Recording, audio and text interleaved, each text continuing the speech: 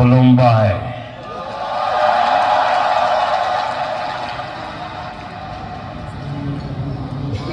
असम के गवर्नर श्रीमान लक्ष्मण प्रसाद आचार्य जी टेक्नोलॉजी के माध्यम से हमारे साथ जुड़े मुख्यमंत्री हिमंता बिस्वा शर्मा जी, मंच पर उपस्थित अन्य सभी महानुभाव, भाई और बहनों, आज कार्तिक पूर्णिमा का पावन अवसर है। आज देव दीपावली मनाई जा रही है। मैं देश भर के लोगों को इस पर्व की शुभकामनाएं देता हूं। आज गुरु नानक देव जी का 555वां प्रकाश पर्व भी है। मैं पूरे देश को, विशेष रूप से विश्व भर में फैले हुए सिख भाई बहनों को इस अवसर पर बधाई देता हूं। आज पूरा देश जनजातीय गौरव दिवस भी मना रहा है। आज ही सुबह में बिहार में जमुई में भगवान बिरसा मुंडा की 150वीं जयंती के कार्यक्रम में शामिल हुआ और अब शाम को यहां पहले बोडो महोत्सव का शुभारंभ हो रहा है। फर्स्ट बोडोलैंड फेस्टिवल में असम समेत देश के अलग अलग राज्यों से बोडो समुदाय के लोग आए हैं। शांति के, संस्कृति के, समृद्धि के नए भविष्य का उत्सव मनाने के लिए जुटे सभी बोडो साथियों का मैं यहां अभिनंदन करता हूं।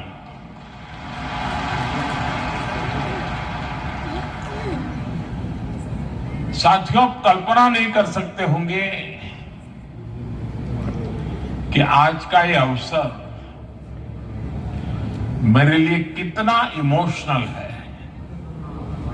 ये पल मुझे भावुक करने वाली पल है, क्योंकि शायद ये दिल्ली में बैठे बैठे एयर कंडीशन कमरों में बैठ करके भांति भांति की थियरियां लिखने वाले देश को बताने वालों को अंदाज नहीं होगा कि कितना बड़ा अवसर है ये।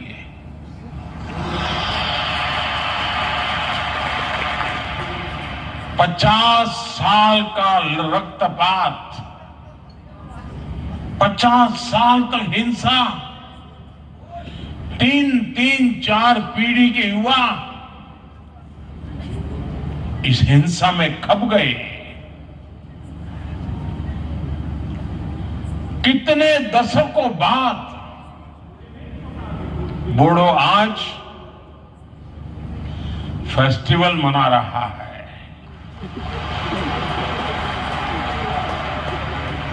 और रणचंडी नृत्य ये अपने आप में बोडो के सामर्थ्य को भी परिचित करवाता है।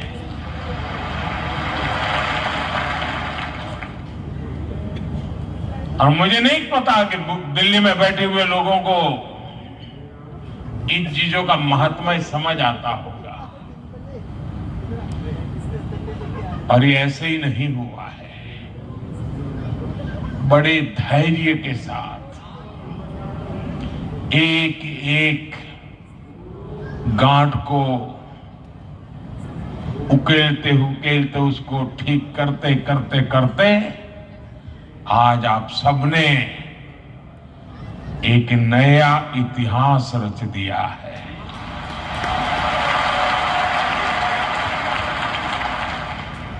मेरे बोडो भाई और बहनों, साल 2020 में बोडो पीस एकॉर्ड, बोडो शांति समझौते के बाद मुझे कोकराझार आने का अवसर मिला था। वहां आपने मुझे जो अपनापन दिया, जो स्नेह मिला, ऐसा लग रहा था कि आप मुझे अपना ही एक मानते हैं, अपनों में से एक मानते हैं।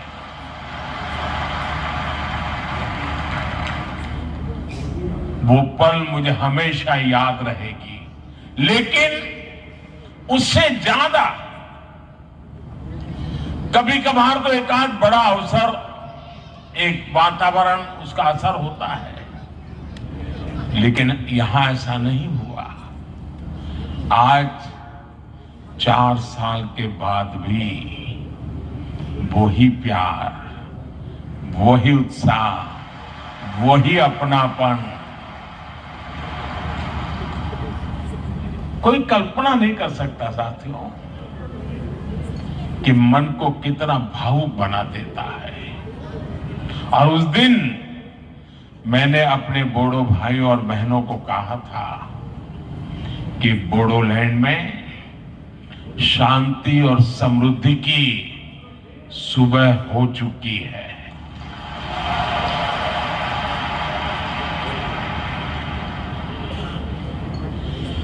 और साथियों, वो मेरे सिर्फ शब्द नहीं थे। उस दिन मैंने जो माहौल देखा था और शांति के लिए आप हिंसा का राह छोड़ करके निकल चुके थे, शस्त्र दे रहे थे, वो पल बहुत ही भावुक था साथियों। और उसी समय मेरे भीतर एक, मेरे अंदर से आवाज आई थी कि अब मेरे बोडोलैंड में समृद्धि की सुबह हो चुकी है। आज आप सबका उत्साह, आपके चेहरे की खुशी देखकर मैं कह सकता हूं, बोडो लोगों के उज्जवल भविष्य की मजबूत नींव तैयार हो चुकी है।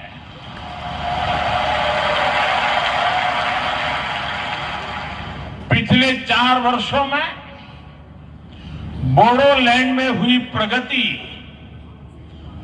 बहुत ही महत्वपूर्ण है। शांति समझौते के बाद बोडोलैंड ने विकास की नई लहर देखी है। आज जब मैं बोडो पीस एकॉर्ड के फायदे देखता हूं, आप लोगों के जीवन पर इसका प्रभाव देखता हूं, तो इतनी मन को तसल्ली मिलती, इतना मन को खुशी होती है साथियों, आप कल्पना नहीं कर सकते। आप पल भर सोचिए, कोई मां उसका इकलौता बेटा, और उस मां ने बहुत लालन पालन से बड़ा किया हो बेटे को, और बेटा अन्य साथियों से मिलकर के, हाथ में हथियार लेकर के, मां को छोड़ करके जंगलों में भटकता हो, उसने जो राह चुनी है उसको पाने के लिए किसी की भी हत्या करने पर तुला हुआ हो, मां बेबस होकर के निराशा में दिन काट रही हो, और एक दिन पता चले कि मां, तेरा बेटा उन शस्त्रों को छोड़ करके अब तेरे पास वापिस आया है। आप कल्पना कीजिए उस दिन उस मां को कितना आनंद होगा। आज पिछले 4 साल से मैं वो ही आनंद की अनुभूति करता हूं। मेरे अपने, मेरे नौजवान साथी मेरी प्रार्थना को स्वीकार करके वापस लौट आए और अब हिंदुस्तान का भविष्य बनाने में कंधे से कंधा मिलाकर के मेरे साथ काम कर रहे हैं। ये मेरे जीवन की बहुत बड़ी घटना है साथियों। मेरे मन को बहुत तसल्ली देने वाली घटना है और इसलिए मैं आपका जितना अभिनंदन करूं उतना कम है। और साथियों, बोडो शांति समझौते का लाभ सिर्फ आपको ही हुआ ऐसा नहीं है। बोडो शांति समझौते ने कितने ही अन्य समझौते के लिए नए रास्ते खोले। अगर वो कागज पर रह जाता तो शायद और लोग मेरी बात नहीं मानते, लेकिन आपने जो कागज पे था उसे जीवन में भी उतारा, जमीन पर भी उतारा और लोगों के मन मस्तिष्क को भी आपने विश्वास दिलाया और उसके कारण, आपके इस इनिशिएटिव के कारण और सारे समझौते के रास्ते खुले थे। और इसलिए एक प्रकार से पूरे नॉर्थ ईस्ट में आपने शांति की ज्योत प्रज्वलित की है। दोस्तों, साथियों, इन समझौतों की वजह से सिर्फ असम में ही यह आंकड़ा, मैं फिर कहूंगा, दिल्ली में बैठे बैठे महारथियों को पता नहीं होगा, सिर्फ असम में ही 10,000 से ज्यादा युवाओं ने हथियार छोड़ा, हिंसा का रास्ता छोड़ा है। ये विकास की मुख्य धारा में वापस लौटे हैं। किसी ने कल्पना नहीं की थी कि कार्बी एंगलोंग समझौता, ब्लू रियांग समझौता, एलएनएफटी त्रिपुरा समझौता, ये सारी बातें एक दिन सच्चाई बन जाएगा।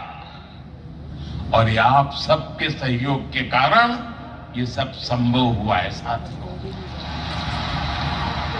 और इसलिए एक प्रकार से मैं आज पूरा देश जब जनजातीय गौरव दिवस मना रहा है, तब जब आज भगवान बिरसा मुंडा की जयंती है, तब मैं आज यहां पर आप सबको थैंक यू कहने के लिए आया, धन्यवाद कहने के लिए आया,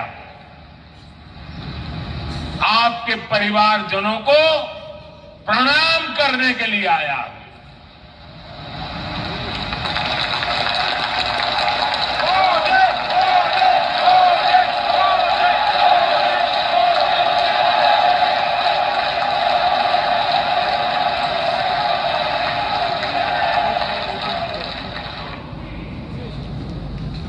शायद जो सपना संजोया हो उसको अपनी आंखों के सामने चरितार्थ होकर के देखते हैं, तब हृदय भावनाओं से भर जाता है दोस्तों। और इसलिए मैं आपका जितना धन्यवाद करूं उतना कम है। और मैं देश के नौजवानों से कहता हूं, आज भी नक्सलवाद के रास्ते पर जो नौजवान है, मैं उनको कहता हूं कि मेरे बोडो साथियों से कुछ सीखिए।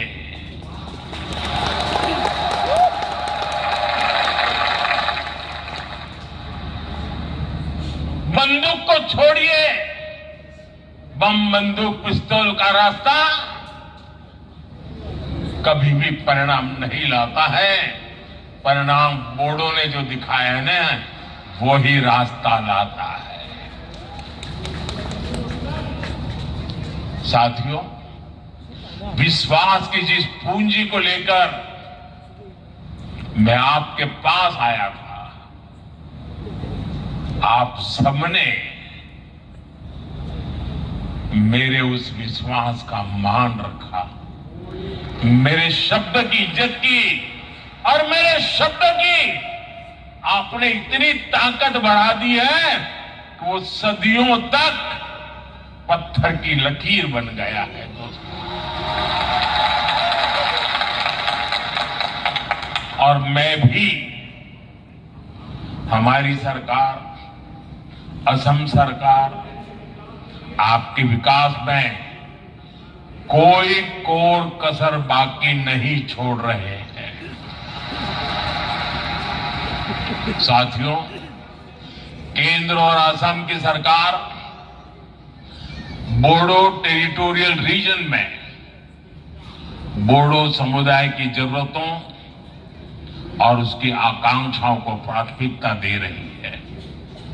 बोडोलैंड के विकास के लिए केंद्र सरकार ने 1500 करोड़ रुपए का विशेष पैकेज दिया है। असम सरकार ने भी स्पेशल डेवलपमेंट पैकेज दिया है।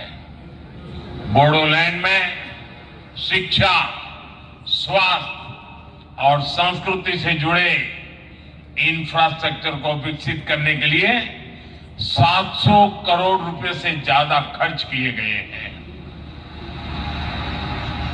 हमने हिंसा छोड़ मुख्य धारा में लौटे लोगों के प्रति पूरी संवेदनशीलता से निर्णय लिए हैं। National democratic front of Bodoland के 4000 से ज्यादा पूर्व कैडर्स का पुनर्वास किया गया है। कितने ही युवाओं को असम पुलिस में नौकरी दी गई है। बोडो संघर्ष से प्रभावित प्रत्येक परिवार को असम सरकार ने 5 लाख रुपए की मदद भी पहुंचाई है। आपको जानकर खुशी होगी कि बोडोलैंड के विकास के लिए असम सरकार हर साल 800 करोड़ रुपए से ज्यादा खर्च कर रही है। साथियों, किसी भी क्षेत्र के विकास के लिए जरूरी है कि वहां के युवाओं को, वहां की महिलाओं का स्किल डेवलपमेंट भी हो और उन्हें अपना काम करने के भी पूरे मौके मिले।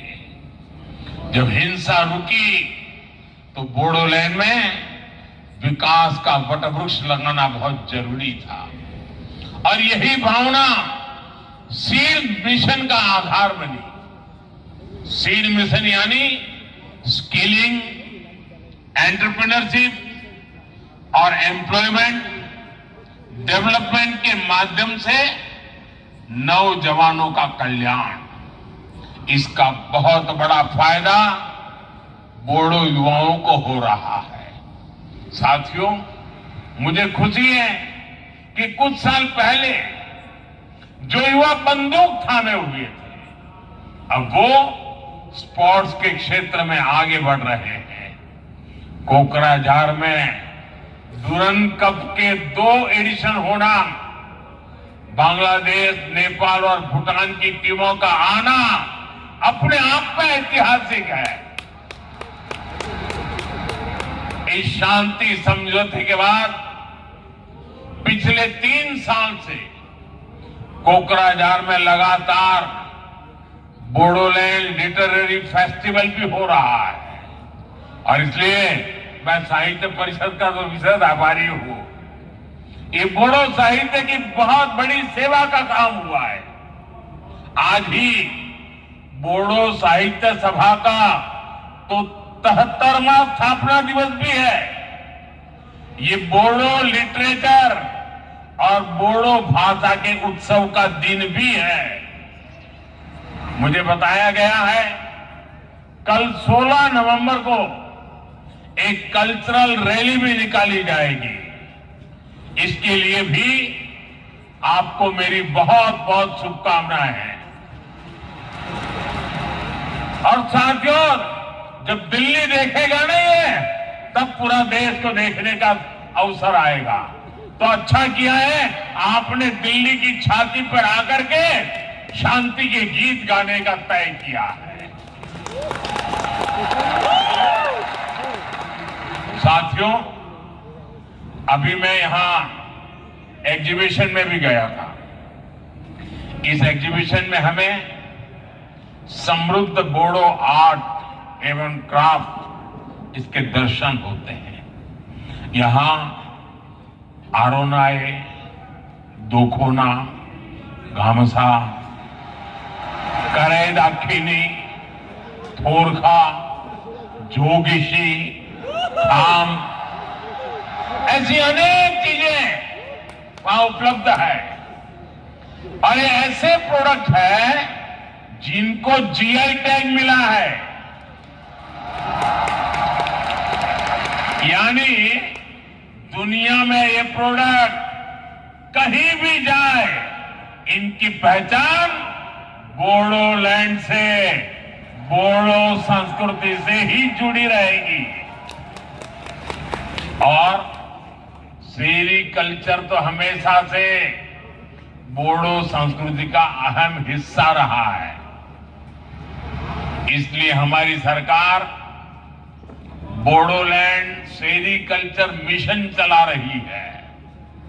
हर बोडो परिवार में बुनाई की भी परंपरा रही है। बोडोलैंड हैंडलूम मिशन के माध्यम से भी बोडो समुदाय की सांस्कृतिक विरासत को बढ़ावा देने का प्रयास किया गया है। साथियों, असम भारत के टूरिज्म सेक्टर की भी बहुत बड़ी ताकत है। और हमारा बोडोलैंड, जैसे असम भारत के टूरिज्म की ताकत है, वैसे असम के टूरिज्म की ताकत कोई है, वो बोडोलैंड है। एक समय था जब Manas national park, Raimona national park और सीखना जड़ाव नेशनल पार्क, इनके घने जंगल अन्य गतिविधियों का ठिकाना बन गए थे। मुझे खुशी है कि जो फॉरेस्ट कभी हाइड आउट हुआ करते थे, वो अब युवाओं की हाई एम्बिशन को पूरा करने का भी माध्यम बन रहे हैं। बोडोलैंड में बढ़ने वाला टूरिज्म यहां के युवाओं के लिए रोजगार के भी अनेकों नए मौके बनाने वाला है। साथियों, आज जब हम ये महोत्सव मना रहे हैं, तो हमें बोडोफा उपेंद्रनाथ ब्रह्मा और गुरुदेव कालीचरण ब्रह्मा का स्मरण आना बहुत स्वाभाविक है। बोडोफा ने भारत की अखंडता और बोडो लोगों के संवैधानिक अधिकारों के लिए लोकतांत्रिक तरीके को हमेशा आगे रखा। गुरुदेव कालीचरण ब्रह्मा ने समाज को अहिंसा और आध्यात्म के रास्ते पर चलकर एकजुट किया। आज मुझे इस बात का संतोष है कि बोडो माताओं बहनों की आंखों में आंसू नहीं, बल्कि उज्जवल भविष्य का सपना है। हर बोडो परिवार के मन में अब अपने बच्चों को बेहतर भविष्य देने की आकांक्षा है। उनके सामने सफल बोडो लोगों की प्रेरणा है। बोडो समुदाय के कई लोगों ने विशिष्ट पदों पर रहकर देश की सेवा की है। हमारे देश में मुख्य चुनाव आयुक्त इलेक्शन कमीशन रहे श्री हरिशंकर ब्रह्मा, मेघालय के राज्यपाल रहे रंजीत शेखर मुशाहरी जैसे कई हस्तियों ने बोडो समुदाय का मान बढ़ाया है। मुझे खुशी है कि बोडोलैंड के युवा अच्छा करियर बनाने के सपने देख रहे हैं और इन सब में हमारी सरकार, चाहे वो केंद्र में हो या राज्य में, हर बोडो परिवार की साथी बनकर उनके साथ खड़ी है। साथियों, मेरे लिए असम सहित पूरा नॉर्थ ईस्ट भारत की अष्टलक्ष्मी है।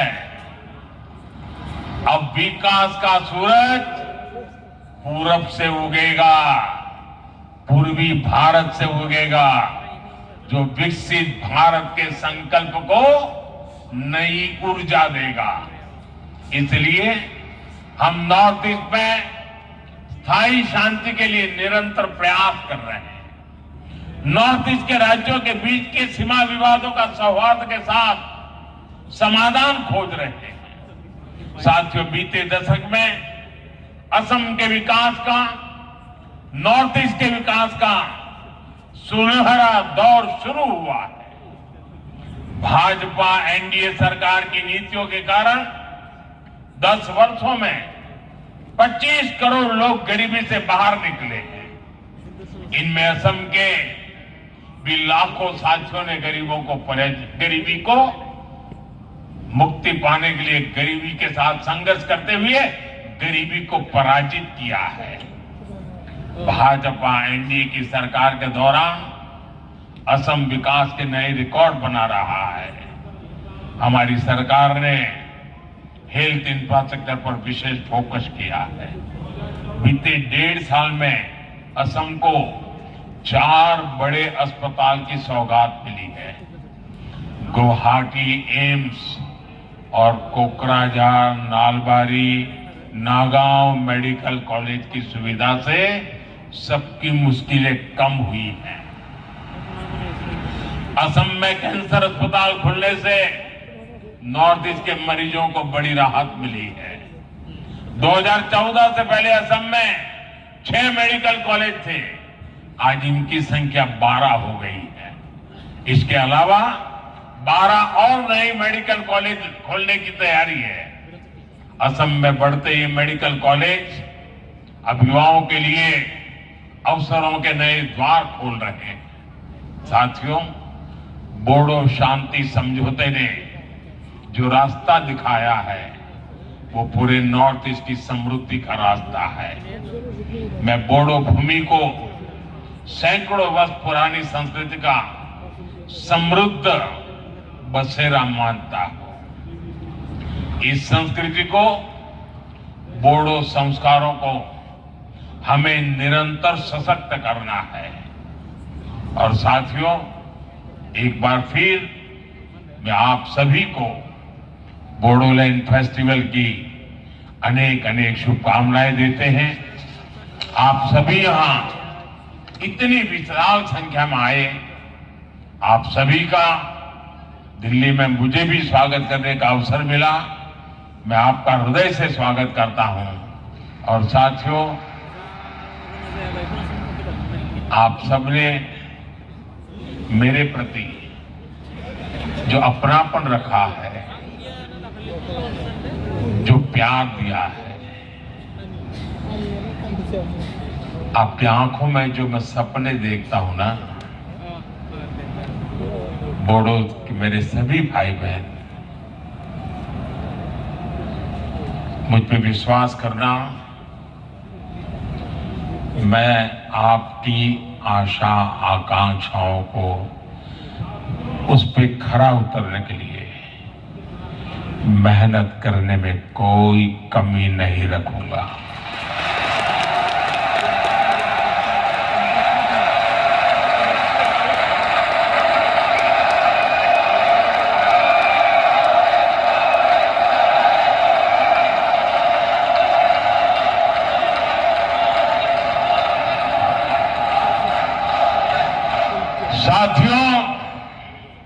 और उसका सबसे बड़ा कारण यह है, आप लोगों ने मुझे जीत लिया है।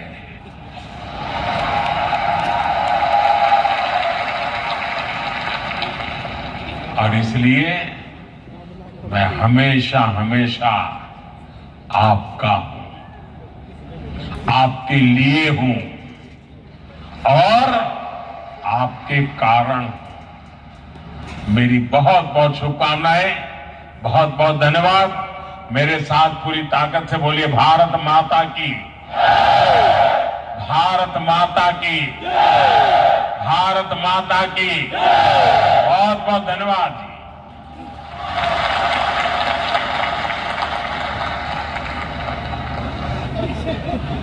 Mama.